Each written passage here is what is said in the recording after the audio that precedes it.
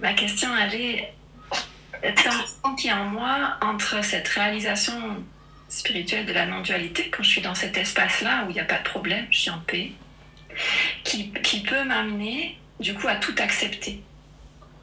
Et cette tension entre être dans cet état de non-attachement, de non-dualité, et la nécessité quand même dans la vie incarnée par moment de poser des limites.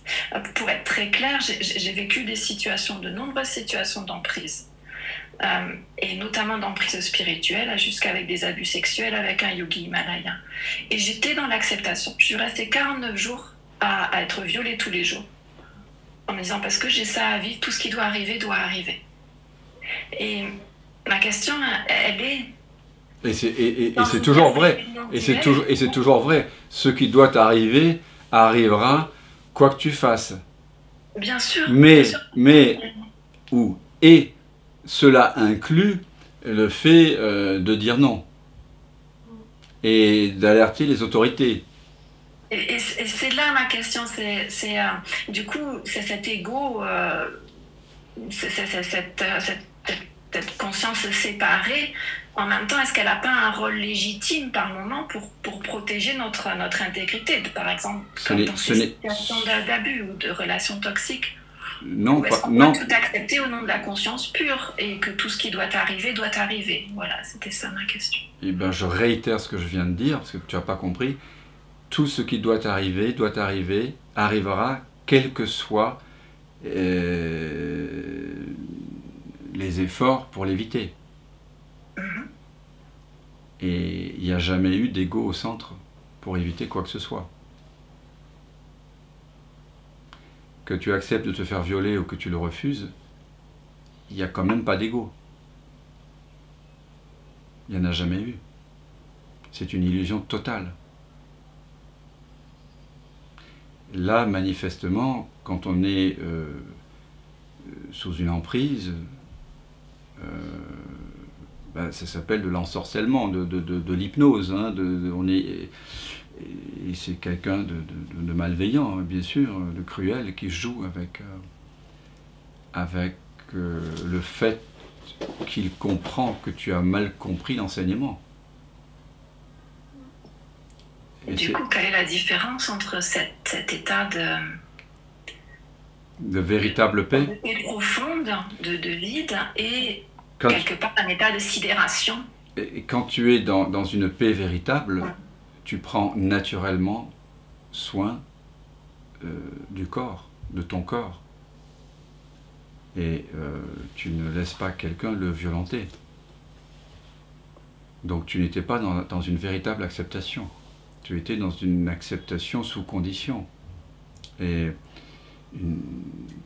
alors tu n'en parlerais pas comme un viol, si tu veux, tu vois, si tu étais dans une pleine acceptation, tu vois. Peut-être une résignation.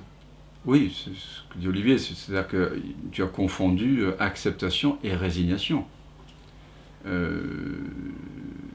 Et adoration d'un maître extérieur. C'est toujours le danger. C'est-à-dire que toutes les voies, elles ont leur piège. C'est vrai.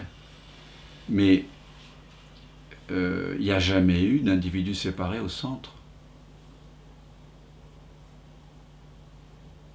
À un moment donné, le corps ou le mental dit stop, refuse. C'est comme ça. Ou non. Mais quand tu réalises profondément cette phrase profonde de Ramana Maharshi, tout ce qui doit arriver, arrivera, quoi que tu fasses pour l'éviter. Tout ce qui ne doit pas arriver n'arrivera pas, quoi que tu fasses pour que cela arrive. Le plan d'action est donc de rester tranquille. Il dit, c'est pas le corps qui doit rester tranquille, c'est pas le mental qui doit rester tranquille, c'est le soi. Le soi, en étant tranquille, permet justement, parce qu'il n'est plus associé profondément, enfin, il n'est plus identifié au corps et au mental, il prend naturellement soin de l'environnement. Enfin, le corps prend soin de lui-même, en fait. Il n'y a pas de conflit de loyauté en refusant d'être violé.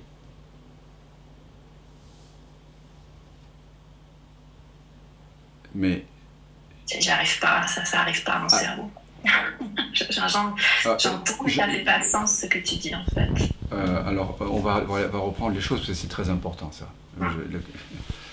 Je suis pas à 1 heure près là, mais on est... Parce que ton cas, on a entendu beaucoup de cas comme ça, et c'est extrêmement violent quand au cœur même de la spiritualité, soi-disant la plus pure, on trouve de la violence et de l'abus. Et effectivement, c'est souvent lié à l'emprise de quelqu'un sur quelqu'un qui va confondre effectivement passivité,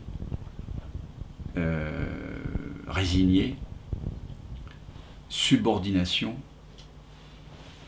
avec la paix véritable.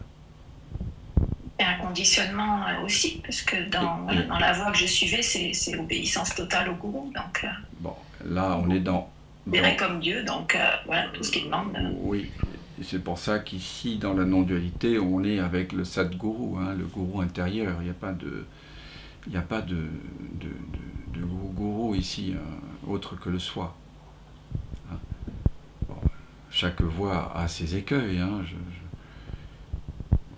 celui du gourou tout-puissant, voilà, il faut bien sûr faire peut-être un travail sur l'attachement, sur le besoin, peut-être pas totalement satisfait d'une présence maternante ou paternelle, et tout ce genre de choses. Mais un travail rapporté à la non-dualité, à mon sens, tu vois. C'est-à-dire à accueillir toutes ces lignes de force là, mais qui sont dans l'ombre, tous ces angles morts, qui font qu'à un moment donné, on en arrive à nier le corps au point de le laisser vivre des choses atroces, hein, de la torture en fait, hein, mentale et sexuelle et autres. Donc, oui, donc oui, mais tu vois, du coup, qui c'est qui dit ça? C'est de l'identification au jeu. S'il n'y a plus de jeu, quel est le jeu qui a souffert tout ça? Tu dis quand même qu'il y a une souffrance atroce, mais s'il n'y a plus de jeu... La souffrance atroce perdure, elle n'a pas besoin d'appartenir à quelqu'un. C'est une résistance. La souffrance, elle vient toujours du fait que tu résistes à reconnaître qui tu es, d'accord? Tu n'as pu accepter ce qui s'est passé que parce que tu te prenais pour quelqu'un. C'est parce qu'il y a eu du contournement spirituel. Tu n'as pas découvert, ta vraie nature n'était pas en train de s'exprimer de façon pleine alors que tu vivais cela. Tu étais dissocié. Mais c'est ça qui m'a permis de le réaliser. À ce moment-là, non, je n'avais pas. Voilà. Et donc, quand tu découvres qu'il n'y a pas quelqu'un au centre de l'expérience, tu es allégé, d'accord? Et cet allègement te rend sensible, progressivement sans doute. Mais plus tu es sensible, plus tu vois les gourous malfaisants, moins tu es dupe. Tu ne peux être dupé que parce qu'il y a une forme d'immaturité, d'insensibilité qui elle-même est entretenue par une fausse idée de l'éveil. D'accord? L'illusion spirituelle. Voilà, le contournement spirituel. On a tous vécu ça à des degrés moindres ou plus grossiers. On passe par là, en général. On passe par là. Tu y es passé de façon abrupte, et en même temps, tu es là ce soir, et tu peux nous le partager. Et merci du fond du cœur, parce que ça fait partie voilà, des alarmes, voilà, des choses qu'on doit regarder en face, à partir de l'espace, qu'on doit accueillir. Comment es-tu maintenant par rapport à ça aujourd'hui, quand tu l'évoques? Est-ce qu'il y a une contraction qui se fait? Oui, encore une petite, oui. Je pense que c'était ça que je sentais, être Bien sûr. lié à ça, le temps où Brigitte a parlé, c'était ça encore qui était... Alors, sens ce que ça fait. Sens ce que ça fait quand on...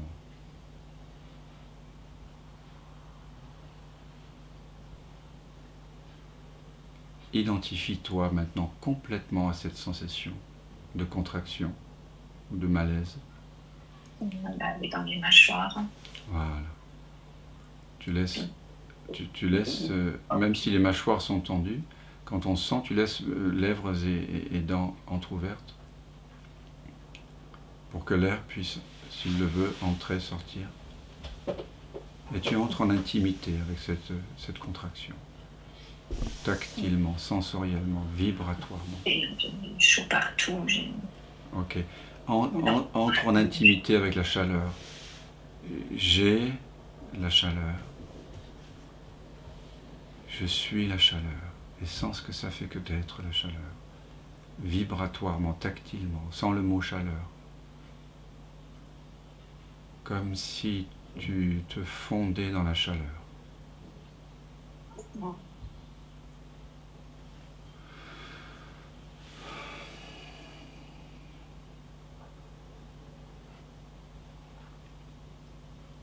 Sens ce que ça fait que de faire l'unité avec ça.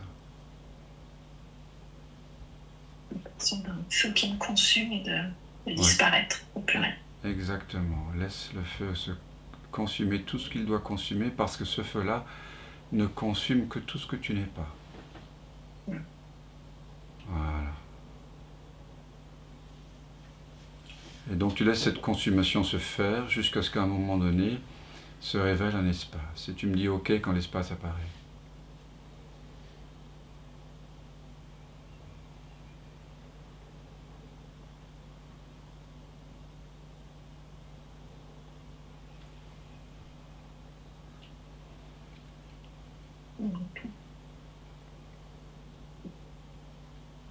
L'impression comme de flotter. Pardon? J'ai l'impression comme de flotter. Ok. Fais l'unité avec le sentiment de flottaison. Je suis le sentiment de flotter. Il n'y a rien à comprendre dans la voie du senti. Juste, je suis la sensation.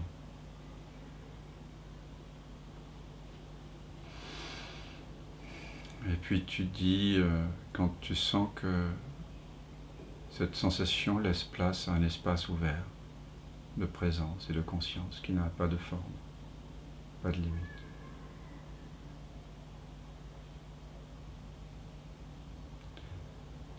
Parce que cette sensation, elle apparaît dans un espace de conscience, n'est-ce pas? Cet espace de conscience précédait la sensation. Il était là avant. La sensation de flottaison ou la chaleur ne rajoute rien à l'espace de présence. Et quand ces sensations partent, elles n'ôtent rien. Tu es toujours dans cette présence. Enfin, tu es toujours cette présence. Tu n'es pas dedans. Tu es cette présence déjà. N'est-ce pas? Maintenant, parle-nous de cette présence qui se révèle.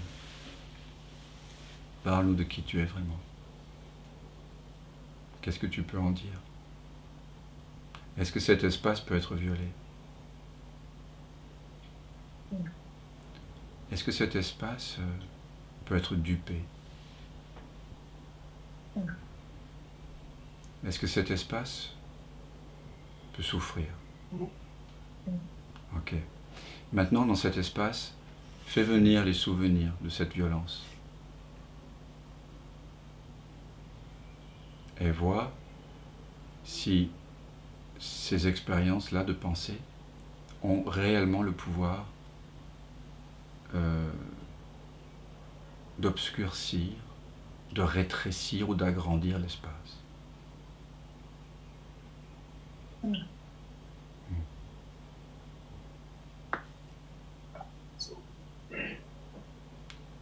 Et il y a une paix, n'est-ce pas? dans cet espace. Une paix qui ne dépend d'aucune expérience. Mais bien sûr qu'on ne peut pas dire, je ne peux le dire qu'à toi, parce que tu as derrière toi un chemin de spiritualité, on va dire de sensibilité, de maturité, qui fait que je peux te dire maintenant, et que, parce que tu as accepté cette investigation, l'espace n'a jamais souffert. Mais on ne peut pas dire ça comme ça, de but en blanc. On est d'accord, hein? Peut-être qu'il y a des gens ici qui ne peuvent pas l'entendre. Toi, tu peux l'entendre maintenant du point de vue de l'espace que tu es après investigation. Après que tu aies fait l'unité, c'est très important. Parce qu'ici, rien n'est rejeté. On n'est pas en train de créer un artefact, hein, un faux espace. Hein. L'espace se révèle parce qu'on est sincère, on est authentique, on est dans le cœur. Et parce qu'on accepte d'entrer dans le processus alchimique, hein, dans l'alambic. On se met en vulnérabilité. Voilà. Merci beaucoup à toi, Marianne. Merci. Voilà, vos interventions étaient particulièrement touchantes et émouvantes, et avec des choses aussi fortes, on voit qu'il y a quelque chose de beaucoup plus puissant. C'est notre vraie nature, et de beaucoup plus doux, et de beaucoup plus aimant, et de beaucoup plus infini. C'est quand on est avec des êtres qui ont la bonne volonté d'investiguer, vous voyez que quand on prend le temps, on peut redécouvrir cet espace en nous qui n'a jamais souffert, qui ne souffre pas et qui ne souffrira jamais, et qui est toujours là. C'est ça la bonne nouvelle. Merci à tous. Et ouais, il y a pas mal de gens qui laissent des beaux messages pour vous. Hein. Merci pour tous ces partages intimes. Et voilà. Merci. Merci beaucoup. Merci aussi à chacun qui est présent. Merci, merci beaucoup. Merci beaucoup pour votre bienveillance. Merci. Merci Brigitte, merci à chacun. Je vous embrasse de tout cœur. Et tout le monde ici aussi est avec vous. Et n'hésitez pas à venir si vous n'êtes pas loin. Si vous êtes intéressé par un stage de 9 jours, faites-moi le savoir. Et pour des séances individuelles, voilà, vous pouvez aussi faire appel à moi pour une thérapie non duelle, hein, qui donc inclut, comme ici, toutes les souffrances apparentes dont il faut prendre soin. Il faut prendre soin du corps et du mental, mais dans une perspective non duelle, tout ça est ramené à la reconnaissance de notre vraie nature. Au bout de l'entonnoir, quand on met toutes nos frustrations, souffrances, jalousies là-dedans, ce qui en ressort, voilà, c'est cette reconnaissance. Et c'est pour ça que de plus en plus de thérapeutes de tout genre hein, viennent dans ce genre de stage et on apprend comme un prélude aussi à s'accompagner les uns les autres. Donc si ça vous touche et que vous voulez aller profond, voilà, vous pouvez faire appel à moi ou à d'autres qui officient comme thérapeutes non duels. Hein. On peut prendre soin, il faut prendre soin de nos souffrances, de notre impression de souffrir. C'est important. Mais on peut le faire avec une perspective non duelle. Donc on va faire une thérapie non duelle, c'est-à-dire on va prendre soin de l'être. Et on va partir de la forme pour arriver au sans forme. On va partir de la confusion pour arriver à la clarté. On va partir de la souffrance et on va inclure tout ça, l'histoire, pour découvrir qu'il n'y a rien qui souffre et que ce que l'on est sans histoire. Voilà. Ça ne va pas empêcher les belles histoires d'amour, je sais.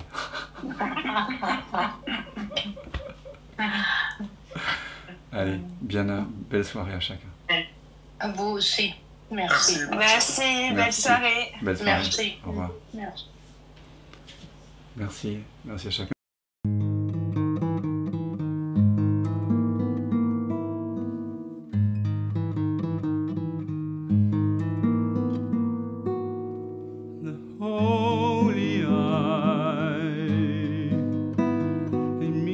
sees everything,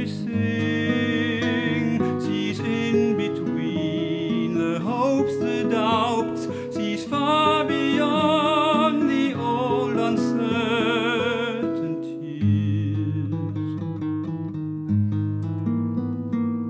The stolen smile from childhood's fairy dreams, our secret fears and drowning lies, tell so much more about who we really are. The holy eye is like a glance from there to here, from me to her, from him to us, with nothing left. It blinds the why. It is a key, the space behind the sky, the sea, the earth, the stars, and you and me.